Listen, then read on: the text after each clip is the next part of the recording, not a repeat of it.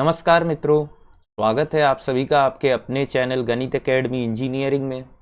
तो आज के वीडियो सेशन में हम देखने वाले हैं कि AAI-ATC का जो जूनियर एग्जीक्यूटिव का एग्ज़ाम है, अगर आप इसको गेट 2024 के साथ पढ़ रहे हैं तो आपको कैसे पढ़ना चाहिए, जिससे कि आपका ना तो गेट हैम्पर हो जाए, ना तो आपका ये AAI-ATC का एग्जामिनेशन में कोई डिफिकल्टी हो। ठीक है, तो यहाँ पे मैं कुछ शॉर्ट टिप्स एंड स्ट्रेटेजी आप लोगों को देने वाला हूँ वीडियो सेशन में। तो पूरा वीडियो सेशन आप लोग लास्ट तक जरूर देखिएगा। और मेरा आपसे एक रिक्वेस्ट है कि अगर आप चैनल पे पहली बार आए हैं तो जरूर चैनल को सब्सक्राइब कीजिए, और ये वीडियो अगर आपको अच्छा लगे तो लाइक एंड शेयर जरूर कीजिएगा। ठीक है, तो चलिए फिर हम वीडियो सेशन को स्टार्ट करते हैं। तो यहाँ पे सबसे पहले आप अपना सिलेबस जान लीजिए। देखिए, मैंने यहाँ पे एक नोट पॉइंट लिख के रखा है कि अगर आपने गेट के 2 पेपर के लिए यहाँ पे फॉर्म फिल किया है तो मैं आपको बोलूंगा कि आप फिर ये जूनियर एग्जीक्यूटिव के लिए यहाँ पे मत फॉर्म फिल कीजिएगा, क्योंकि यहाँ पे जो एग्जाम होने वाला है ये आपका दिसंबर लास्ट वीक या जनवरी के फर्स्ट वीक तक ये आपका शेड्यूल होने वाला है। तो आप यहाँ पे मैनेज नहीं कर पाएंगे, तो इससे बेटर है आप अपने गेट पे फोकस कीजिए, ये वाले एग्जाम पे आप फोकस नहीं कीजिएगा। ठीक है, तो इस पॉइंट को आप लोग थोड़ा सा नोट कीजिएगा। यहाँ पे अगर मैं यहाँ पे सिलेबस का बात करूं तो सिलेबस आप लोग देख सकते हो कि यहाँ पे 60 क्वेश्चंस रहेंगे, टोटल 60 मार्क्स के, जिसमें से कि 20 क्वेश्चन आपका इंग्लिश का रहेगा, 15 क्वेश्चन आपका जनरल इंटेलिजेंस या रीजनिंग के रहेंगे, आपके 15 क्वेश्चन यहाँ एप्टीट्यूड के रहेंगे, और 10 क्वेश्चन यहाँ पे आपका जो है जनरल नॉलेज का रहने वाला है। इन टोटल आपका टोटल वेटेज जो होगा 50% होने वाला है।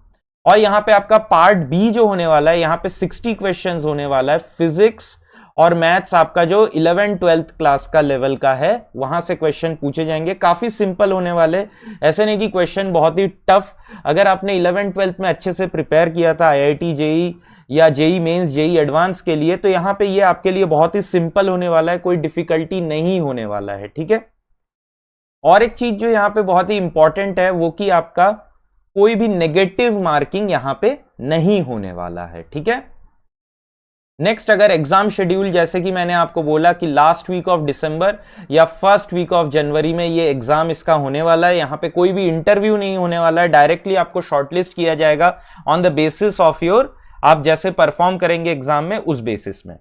नेक्स्ट आ जाता है बात की सीरियसनेस, डेडिकेशन और टाइम मैनेजमेंट। तो सबसे पहले अगर आप सीरियस है एग्जाम को लेके तो ही आप दीजिए। अगर आप फोकस्ड है फुल्ली गेट एग्जामिनेशन को लेके, और अगर यहां पे आपके गेट के मिनिमम 7 सब्जेक्ट्स प्रिपेयर हो गए बहुत अच्छे से, ठीक है, तो मैं आपको बोलूंगा कि आप इस एग्जाम के लिए अच्छे से ट्राई कीजिए। यहां पे आप डेली 2 आवर्स जो है आप ये AAI एग्जाम को दे सकते हो, डेली 2 आवर्स दीजिए, आपका बहुत अच्छे से प्रिपेयर हो जाएगा। लेकिन अगर आपके गेट में कम सब्जेक्ट्स प्रिपेयर हुए, अगर आपका रिवीजन नहीं प्रॉपरली हुआ है, तो मैं आप लोगों से यहां पे रिक्वेस्ट करूंगा कि आप ये एग्जाम बिल्कुल भी अटेम्प्ट नहीं कीजिए। ठीक है, आपका गेट एग्जाम भी यहां पे खराब हो सकता है, तो इससे बेटर है आप गेट एग्जामिनेशन दीजिए अच्छे से, तो यहां पे आपका वही क्लियर हो जाएगा। नेक्स्ट आ जाता है डेडिकेशन। आपको यहां पे डेली प्रिपेयर करना है। ऐसे नहीं कि आज आपने प्रिपेयर किया, आपने सोचा कि आज 2 आवर्स दे दिए, कल हम 2 आवर्स नहीं देंगे, तो ऐसे नहीं हो पाएगा। आपको डेली यहां पे टाइम देना है, आपको डेली यहां पे डेडिकेटेडली प्रिपेयर करना है, आपको आपके जो मटेरियल्स है उसको बहुत ही अच्छे तरीके से पढ़ना है। अभी मैं आपको बता दूंगा जो इंपॉर्टेंट मटेरियल हर एक सब्जेक्ट का कहां से आपको क्या पढ़ना है, वो मैं आपको बोल देने वाला हूं। नेक्स्ट आ जाता है टाइम मैनेजमेंट। टाइम मैनेजमेंट यहां पे आपको गेट और AAI-ATC को आपको मैनेज करना पड़ेगा। ठीक है, अगर सपोज कीजिए आप 10 आवर्स टोटल में पढ़ते हैं पर डे, सेल्फ स्टडी की बात कर रहा हूं, अगर आप 10 आवर्स देते हैं, तो अगर आप गेट को 8 आवर्स देते हैं या 7 आवर्स देते हैं, तो आपको यहां पे 2 आवर्स या 3 आवर्स देना पड़ेगा AAI-ATC को। अगर आप सोचते हैं कि नहीं मैं यहां पे सिर्फ और सिर्फ 8 आवर्स ही दूंगा, तो यहां पे भी चलेगा, आप 2 आवर्स दीजिए। या अगर आप सोचते हैं कि 8 आवर्स मैं दिया यहां पे और AAI-ATC को 1 आवर दे रहा हूं और 1 आवर मेरा गेट का रिवीजन रहेगा, then also this is also a very good plan कि आप 8 घंटे गेट को दीजिए, 1 घंटा 1.5 घंटा आप रिवीजन में दीजिए और 1 घंटा आप AIATC के एग्जाम को दीजिए, दैट इज ऑल्सो गुड। तो आपको ये टाइम मैनेजमेंट जो है खुद से करना पड़ेगा, क्योंकि आप में से सभी लोग जो है ये मैथ्स और फिजिक्स आप 11th 12th में पढ़ चुके हैं, ठीक है, पढ़ चुके हैं।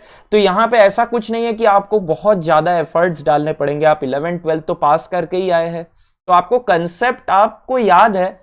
लेकिन यही है कि आपने क्योंकि रिवीजन इतने सालों से नहीं किया है, 2 साल हो गए होंगे, 2 ढाई साल 3 साल हो गए होंगे, तो आप लोगों को इसी वजह से यहां पे याद नहीं होगा, ठीक है। तो आप अगर एक बार रिवाइज करेंगे, प्रीवियस ईयर क्वेश्चंस को देखेंगे, आपको इमीडिएटली चीजें याद आने लगेंगे, ठीक है। और ये भी जो चीज है ये ऐसा कुछ नहीं है कि बहुत ही ज्यादा टफ चीजें हैं, बहुत आसानी से इसको भी किया जा सकता है। मैं थोड़ी देर में ही बात करने वाला हूं आप लोगों के साथ। तो नेक्स्ट यहां पे कोचिंग क्या नेसेसरी है, तो मैं बोलूंगा यहां पे कोचिंग की कोई नेसेसिटी नहीं है, नो।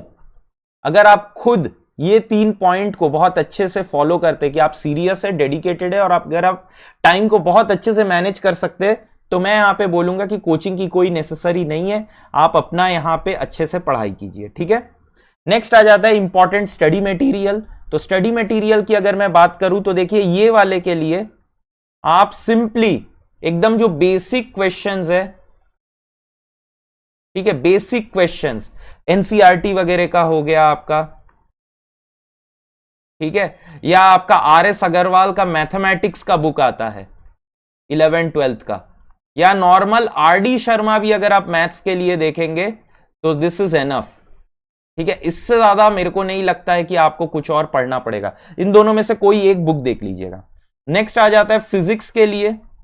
तो फिजिक्स यहां पे मैं आप लोगों को बोलूंगा कि फिजिक्स के आपका क्वेश्चन बैंक आता है एक दिशा पब्लिकेशन का, उसको आप बस पढ़ लीजिए, बहुत है ये आपके लिए, ठीक है। दिशा पब्लिकेशन का आता है, इसको आप देखिए, दिस इज एनफ। लास्ट में यहां पे अगर मैं आपको बोलूं तो जेई मेंस का आप फिजिक्स का पेपर सॉल्व कर लीजिए, ये भी आपको बहुत ज्यादा हेल्प देने वाला है अगर आप यहां पे प्रिपेयर करते हैं। मैं यहां पे एक चीज आपको बोलूं, कोई भी जाके अभी थ्योरी नहीं पढ़ने बैठ जाएगा कि पूरा 11th 12th का पूरा थ्योरी बैठ के एकदम पढ़ रहे हैं, ठीक है। Set relation function, coordinate geometry, या फिर लॉज ऑफ मोशन हो गया, ग्रेविटेशन हो गया, ये सब आपको जाके थ्योरी अभी नहीं पढ़ना है, आप डायरेक्टली क्वेश्चन से ही थ्योरी पे जाइए। आपको जो क्वेश्चन सॉल्व हो जाता है उसका थ्योरी जरूरत नहीं है, जिस क्वेश्चन में आप अटक जाते हो वहां पे आप एक बार थ्योरी को रिवाइज कर सकते हो, ठीक है। नेक्स्ट आ जाता है इंग्लिश लैंग्वेज। तो इसके लिए भी आपका जो है इंग्लिश का सबसे बेस्ट बुक RS अग्रवाल का ही है, ठीक है।